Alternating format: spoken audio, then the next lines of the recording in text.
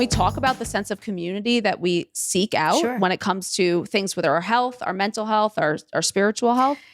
Yeah, I think it's very normal to want that. It's definitely been something that Nippy and I have discovered in our cult recovery journey in terms of, we were very set on wanting to know how this happened. And even with the two of us, why he joined and why I joined is different. It is case by case, but generally a lot of people are looking for community and they're lonely. It's again, the dividedness is a problem.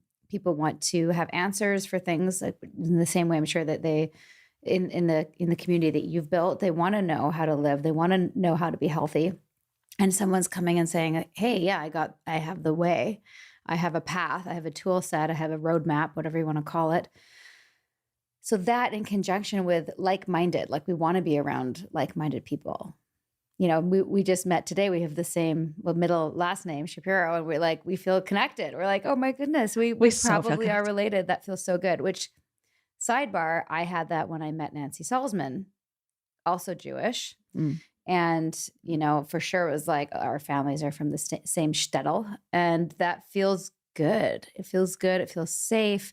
Part of, and not all warmth and love is love bombing. So just to preface that, but when you meet somebody and they want to bring you in and envelop you into a community, to feel like you've found family is an incredible gift. If you're looking for family or you don't have family or you're estranged from your family or you want to have a better family than what you currently have.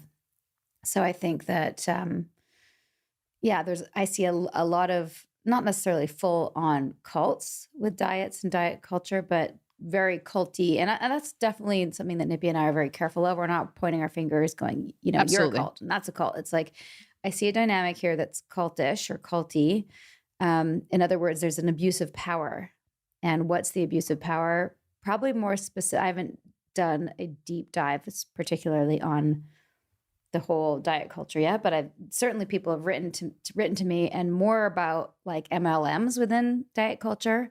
I forget the name of the company. You might not even want to mention it, but like even things like Isogenics and these companies that sell Beachbody. That was the one I was going to mention. A lot of I'm good to mention Beachbody anytime. Yeah, Don't worry. A number of people have asked me if we would do an episode on Beachbody, and I just said I don't know enough about it. But from the little research that I did, I was like, wow, definitely problematic because a lot of the jargon around what you again should be doing in the company is culty because it's based on the self-help so this is where like the Venn diagram of self-help overlaps with diet culture, overlaps with MLMs. Those three things in a Venn diagram is like, really problematic for me.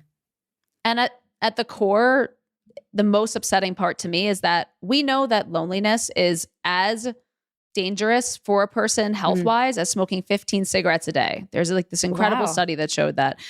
Yeah, which is devastating too. So I get like tingly thinking about someone who's sick and looking for help and then looking for a sense of community. It like makes me like ill. It's not really tingly isn't the word. It makes me like have reflux. Like it makes me like sick to think about that truly. And the idea also that these diet companies, which have huge marketing budgets, even some healthcare practitioners, if they're leading with ego, truly can put their own financial needs in front of the needs of the consumer. And that happens a lot more, I think, than people realize, because especially in America, everything's a business. Like our healthcare is a business, dieting is a business, and all of this is really hard for people to conceptualize when people are also healthcare professionals. So I see cultishness with people following like an idol of a healthcare professional because they can have access to, they have amazing degrees, much like you said, like Nancy Salzman or something. It doesn't necessarily mean that people are doing it out of their, most scientific selves. There is a lot of ego in healthcare too. I think that really needs to be addressed.